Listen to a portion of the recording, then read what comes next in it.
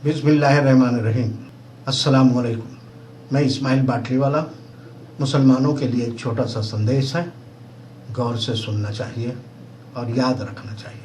मुसलमानों, अगर तबाही से बचना चाहते हो तो उलमाए हक की बात मानो और तन मन धन से उनका साथ दो और उलमाए सू से परहेज करो।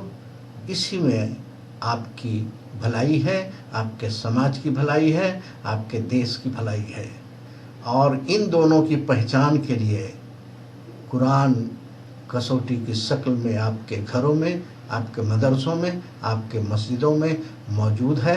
गहराई से उससे मुताला करिए, आपके सामने उलमाए सू और उलमाए हक की पहचान बड़ी आसानी से आपको समझने में आ जाए। जय हिंद।